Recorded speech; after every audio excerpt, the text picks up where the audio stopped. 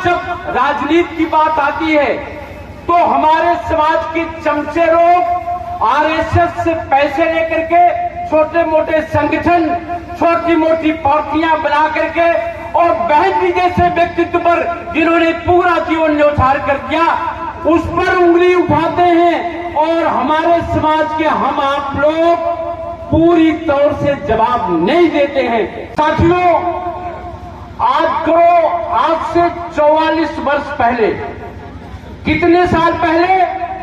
44 वर्ष पहले 78 में जब जनता पार्टी की सरकार थी, कांग्रेस के आपातकाल से पूरा मुल्क त्रस्त होकर के और उससे निजात पाने के लिए जनता पार्टी की सरकार बनाई थी।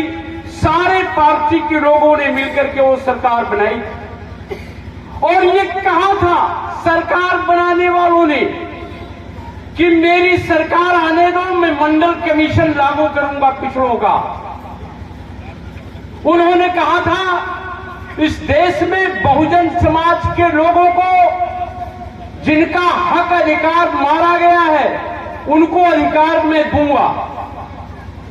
साथियों, उसी कड़ी में दिल्ली में पूरे देश के बहुजन समाज को इकट्ठा करके और दलित समाज के उत्थान पर एक चिंतन किया गया।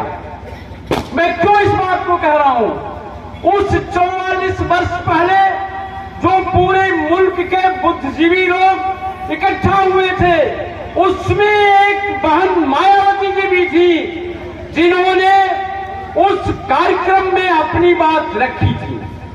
क्या रखा था? जो सारी बातें उन्होंने रखी थी जो बहुजन समाज के लोग लुभावने के लिए सरकार कहती है, उन सारी बातों को लताड़ते हुए बहन जी ने कहा था, राजनारायण ने अपने भाषण में ये कहा था कि इस देश के हरिजन समाज को भी हम लोगों के बराबरी में लाना चाहते हैं। इसी बात पर बहन जी ने उसी क्रम में ये बात कही थी कि हरिजन शब्द कहां से आया, और पूरे हरिजन शब्द पर उन्होंने पूरा व्याख्यान दिया। पूरे देश के बुद्धिजीवी लोग एक सोच में पड़े कि ये 19-20 साल की लड़की और भारतीय संविधान के तहत इतनी बड़ी बात कही। आम आदमी कहता है हरिजनों तुम्हारे लिए ये करूंगा, लेकिन बहन जी ने ये शब्द कहा। साथियों, मैं क्यों कह रहा हूं? जब कार्यक्रम खत्म हुआ तो पूरे देश के पत्रकार बहन जी को घेरे और बहन जी से कहे ये बात कहां से आए, कैसे आई? आप तो देश की बहुत बड़ी नेता हैं, क्या करना चाहती हैं? और बहन जी उस समय पढ़ रही थी, LLB कर रही थी, IAS बनने का रास्ता ढूंढ रही थी। उनके परिवार के लोग, उनके पिताजी, उनके माताजी एक एक दिन का इकट्ठा करके बहन जी को कलेक्टर बनाने में लगे हुए थे और बहन जी के ये शब्द पूरे देश में उनकी एक पहचान बना दी। और उसी समय मान्यवर कांशीराम जी बाम से बना रहे थे। कांशीराम जी को जब ये लोगों ने बताया कि एक मायावती नाम की लड़की ने इतना एक ख्याति प्राप्त कर ली है, इतना बहस किया है, सबको निरुत्तर कर दिया है, तो मान्यवर कांशीराम जी को लगा कि कुछ तो उस लड़की में है ही है। वो तुरंत अपने घर से निकलते हैं और बहन जी का जो उनके पिताजी का आवास है वहां जाते हैं और उनके पिताजी को नमन करके फिर वो अपनी बात कहते हैं। बहन जी से पूछते हैं इतनी योग्य हो, तुम्हारी पूरी दिल्ली में चर्चा है, अपनी योग्यता से क्या करना चाहती हो? तो बहन जी ने कहा कि हमारे समाज के ऊपर तमाम उत्पीड़न होता है, अन्याय अत्याचार होता है। मैं कलेक्टर बनकर, IAS बनकर अपने समाज पर होने वाले जुल्म जाति को नहीं होने दूंगी, जुल्म जाति से लोगों को बचाऊंगी। तो मान्यवर कांशीराम जी ने कहा तमाम तो कलेक्टर हैं आपके समाज के, कलेक्टर बनकर एक जिले की व्यवस्था को देख सकती हो। आप में वो काबिलियत है।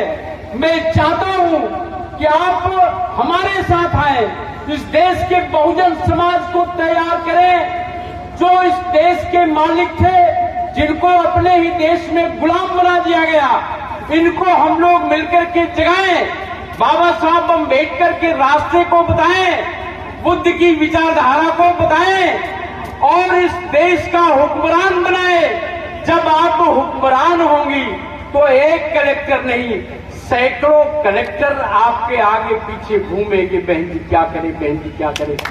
ये बात मान्यवर कांशीराम जी ने बहन जी से कही, तो बहन जी ने तमाम समझने के बाद, हम बैठेंगे नहीं, 2 मिनट हम बोलेंगे, तमाम समझने के बाद बहन जी ने ये बात कही कि ठीक है, मैं तैयार हूं, मैं पिताजी से आज्ञा चाहता हूं।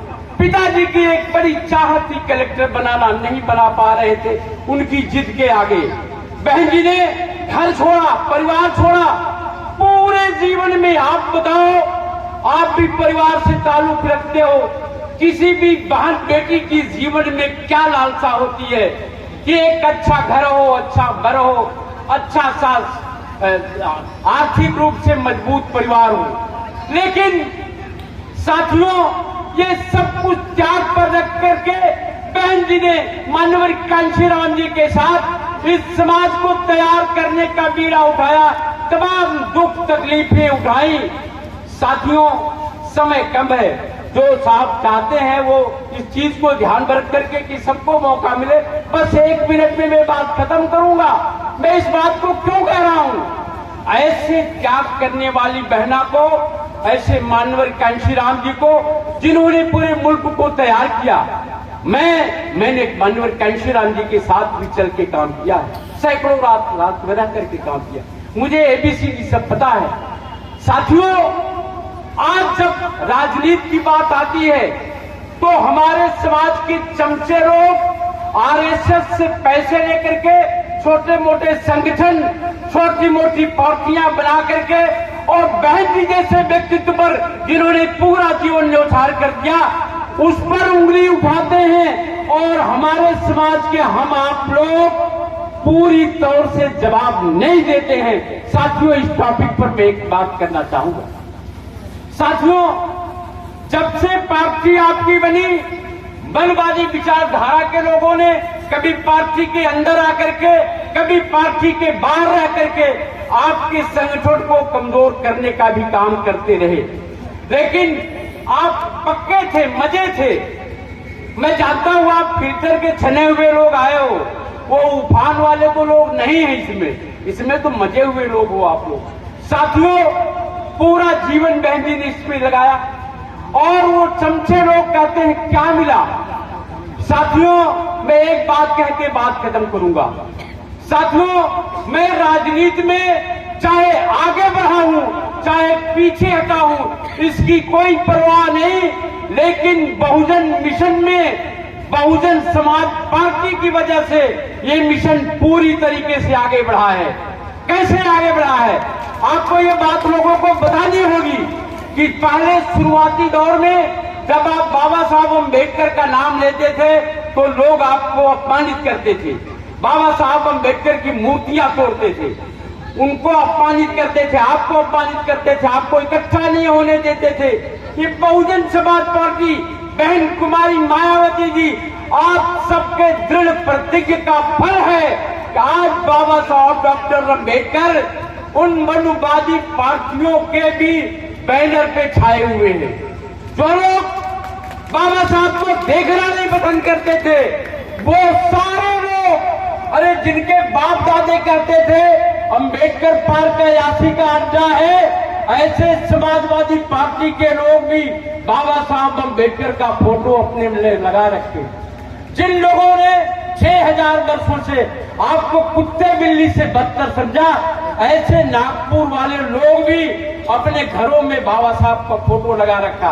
आपने जीता है, आप हारे नहीं हैं। जिस राजनीति में आप हारे हैं वो भी आप जीतने वाले हैं। आप पक्का विश्वास करो, आपका रास्ता सही है, आपकी नेता अटल है, इसलिए आपको उस रास्ते पर बड़ी हिम्मत के साथ काम करना होगा।